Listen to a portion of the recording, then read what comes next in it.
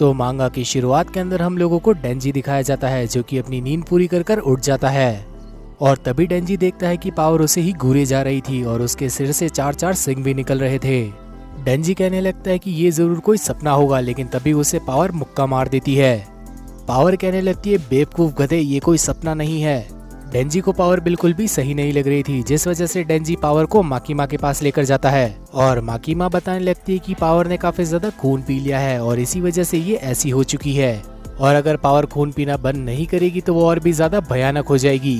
लेकिन माकीमा कहने लगती कि पावर को कुछ समय के लिए उसी के पास रहने दिया जाए, लेकिन इस चीज के चलते डेंजी को चिंता करने की जरूरत नहीं है, बल्कि माकीमा तो उसे एक नया पार्टनर देने वाली है और डेंजी का नया पार्टनर और कोई नहीं बल्कि शार्क फिन था। शार्क फिन दरवाजे से भागते हुए अचानक से अंदर आने लगता है और वो डेंजी को दबाते हुए कहने लगता है कि आप मेरे मालिक चेनसो हो।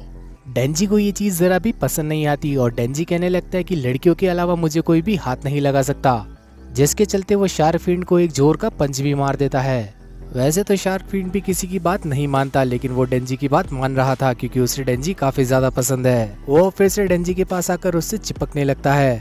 शार्क फिन बताने लगता है कि आप मेरे मालिक हो, मैं आपके लिए कुछ भी कर सकता हूँ, लेकिन डेंजी फिर से उसे साइड में हटा देता है और तभी माकीमा डेंजी से पूछने लगती है कि आखिर वो इतना ज्यादा उदास क्यों लग रहा है। माकीमा अब डेंजी को डेट के लिए पूछ लेती है, जो सुनने के साथ ही डेंजी काफी ज्यादा खुश था और अगले दिन ही डेंजी की डेट थी जहाँ पर डेंजी काफी ज्यादा कूद रहा था और तभी वहाँ पर माकीमा भी आ जाती है। माकीमा अब डेंजी को देखने के साथ ही कहने लगती है कि आखिर तुम आ ही गए और डेंजी मन ही मन सोच रहा था कि ये कितनी ज्यादा प्यारी है। अब माकीमा डेंजी से पूछने लगती है कि आखिर वो कितनी देर पहले आया था। तभी डेंजी बताने लगता है कि एक्साइटमेंट के मारे वो सुबह 5 बजे ही आ गया था। तभी डेंजी माकीमा से पूछने लगता है कि आज ये लोग क्या करने वाले हैं और माकीमा बताने लगती है कि आज सुबह से लेकर शाम तक ये लोग सिर्फ मूवीज ही देखेंगे और अब सबसे पहले ये लोग एक कॉमेडी मूवी देखने जाते हैं जहाँ पर आम लोग काफी ज्यादा हंस रहे थे, लेकिन डेंजी को तो ये मूवी देखकर कुछ भी फनी नहीं लग रहा था और माकीमा भी थिएटर के अंदर बिल्कुल शांत थी, जिस वजह से डेंजी समझ जाता है कि इसे भी बिल्कुल मजा नहीं आ रहा। और कुछ देर बाद जब ये दोनों बाहर जाते हैं तो डेंजी माकीमा को बताने लगता है कि वो मूवी बिल्कुल भी अच्छी नहीं थी और माकीमा भी बताने लगती है कि उसे भी ये मूवी बिल्कुल अच्छी नहीं लगी। तभी माकीमा डेंजी से पूछने लगती है कि क्या वो दूसरी मूवी देखने को तैयार है, जिसके चलते ये दोनों ही एक सैड मूवी देखने जाते हैं। डेंजी को इस बार भी कुछ अच्छा नहीं लग रहा था और वो वापस माकीमा को देखने के साथ ही समझ जाता है कि उसे भी ये मूवी अच्छी नहीं लग रही। डेंजी फिर से बाहर आने के साथ माकीमा को कहने लगता है कि ये मूवी भी बेकार थी और माकीमा भी बताने लगती है कि इस मूवी के अंदर काफी ज्यादा ओवर एक्टिंग थी। माकीमा बताने लगती है कि आज के लिए हम लोग एक आखिरी मूवी देखने और जाएंगे। वैसे तो बाकी के लोगों को ये मूवी बिल्कुल अच्छी नहीं लगती, लेकिन हो सकता है कि हम लोगों को अच्छी लग जाए। डेंजी बताने लगता है कि उसे एक भी मूवी पसंद नहीं आ रही, शायद ये इस वजह से है क्योंकि डेंजी कुछ भी फील नहीं कर पाता। तभी माकीमा भी बताने लगती है कि उसे भी ज्यादातर मूवीज पसंद नहीं आती, लेकिन एक ऐसी मूवी है जिसने उसकी जिंदगी को बदल कर रख दिया। थिएटर के अंदर पहुंचने के साथ ही इन लोगों को मालूम चलता है कि इस जगह पर तो कोई मौजूद ही नहीं है और ये मूवी देखने के साथ ही डेंजी अपने इमोशंस को कंट्रोल नहीं कर पाता, जिस वजह से वो अपनी कुर्सी पर ही फूट फूट कर रोने लगता है और डेंजी देखता है कि इस बार तो माकीमा भी रो रही थी। मूवी खत्म करने के साथ ही ये लोग अपने अपने घर जाने लगते हैं और तभी डेंजी माकीमा से पूछने लगता है कि क्या आपको लगता है कि मेरे दिल के अंदर कोई इमोशन भी मौजूद है।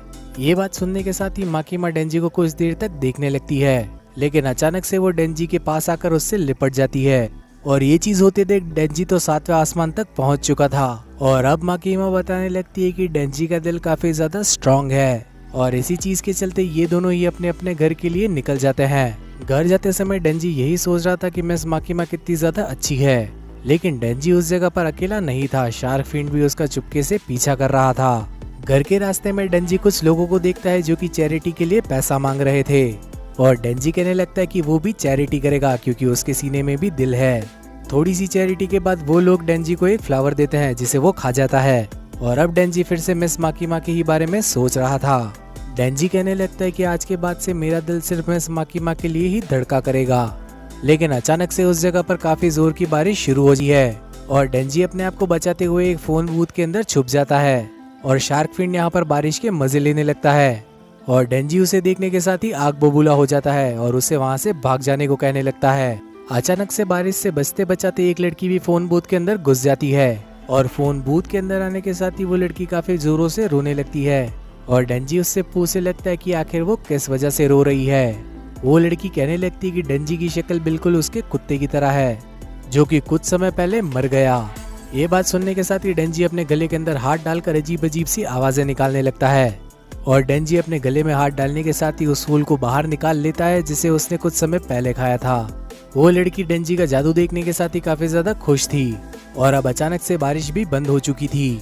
वो लड़की अब जाते हुए डेंजी को बताने लगती है कि वो पास ही की एक कॉफी शॉप के अंदर काम करती है और डेंजी जब चाहे तब उसकी कॉफी शॉप के अंदर ट्रीट के लिए आ सकता है। और ये ट्रीट इसलिए है क्योंकि डेंजी ने उसे एक फ्लावर दिया।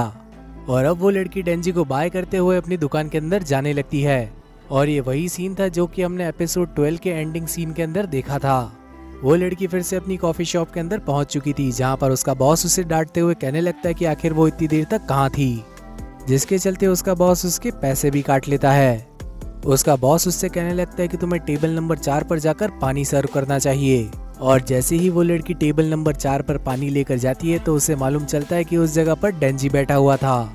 वो लड़की अब डेंजी से पूछने लगती है कि आखिर वो उससे जल्दी यहाँ पर कैसे आ गया। डेंजी कहने लगता है कि वो तो सिर्फ यहाँ पर शुक्रिया अदा करने आया था, जिसके चलते वो लड़की अब डेंजी के पास ही जाकर बैठ जाती है। और वो लड़की अपने ही बॉस को आवाज लगाने के साथ कहने लगती कि ये बुड्ढे 2 कॉफी लेकर आ। उस लड़की का बॉस भी ये चीज सुनने के साथ ही काफी ज्यादा हैरान था, लेकिन फिर भी वो उन दोनों के लिए कॉफी लेकर आ जाता है। और आखिर में जब डेंजी कॉफी पीता है तो उसे उसका स्वाद बिल्कुल पसंद नहीं आता।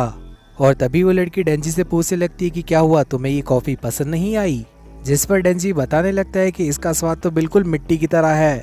और तभी वो लड़की डेंजी के कंधे पर हाथ रखकर कहने लगती है कि तुम तो बिल्कुल बच्चे की तरह मजाक कर रहे हो। और डेंजी को यहाँ पर कुछ होने लगता है। वो लड़की अब डेंजी को बार बार टच करने लगती है, जिस वजह से डेंजी को काफी ज्यादा अजीब लग रहा था।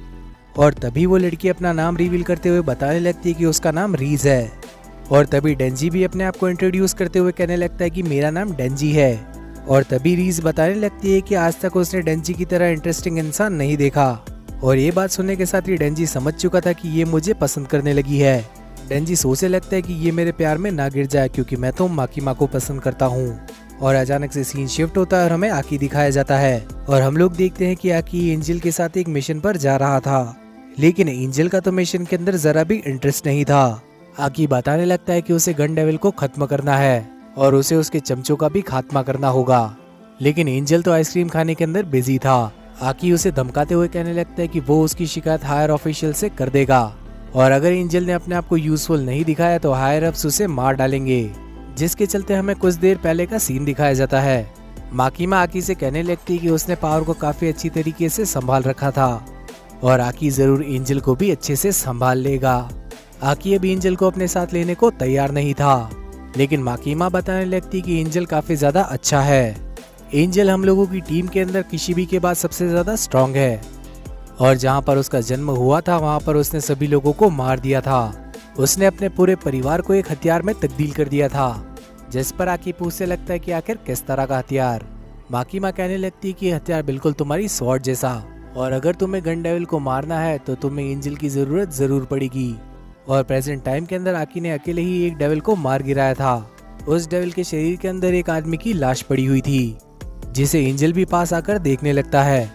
आकी बताने लगता है कि ये तो एक सिविलियन हंटर की लाश है। आकी सोच रहा था कि इस डेविल ने जरूर इस सिविलियन हंटर को खा लिया होगा और तभी आकी को मालूम चलता है कि वो आदमी दरअसल में मरा नहीं था। वो सिविलियन हंटर आकी से रहम की भीख मांगते हुए कहने लगता है कि प्लीज मुझे मार दो।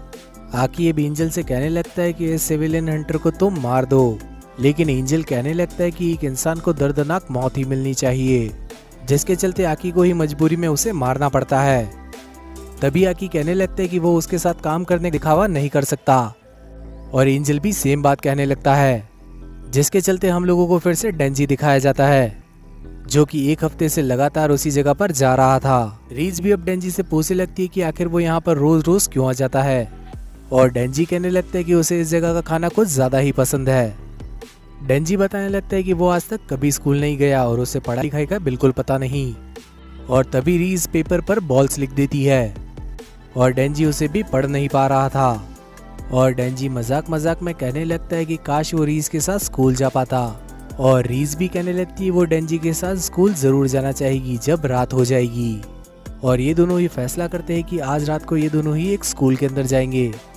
और डेंजी से उसे लगता है उसका दिल तो माकीमा के लिए है, लेकिन डेंजी का शरीर उसकी बात नहीं मान रहा। और तभी हमें एक डेविल दिखाया जाता है जिसका नाम था टाइफून डेविल। वो अब एक आदमी के साथ कॉन्ट्रैक्ट कर लेता है और वो आदमी कहने लगता है वो चेनसॉ मैन का दिल जरूर लाएगा। यह आदमी चाइना के एक बहुत बड़े डेविल हंटर को मार चुका है और अब वो डेंजी को भी जरूर मार डालेगा। और इसी चीज के चलते ये एपिसोड यहीं पर खत्म हो जाता है। तो अगर आप लोग चाहते हैं कि मैं इसका अगला पार्ट भी काफी जल्दी लेकर आऊं तो कमेंट सेक्शन के अंदर चेनसॉ मैन लिख देना।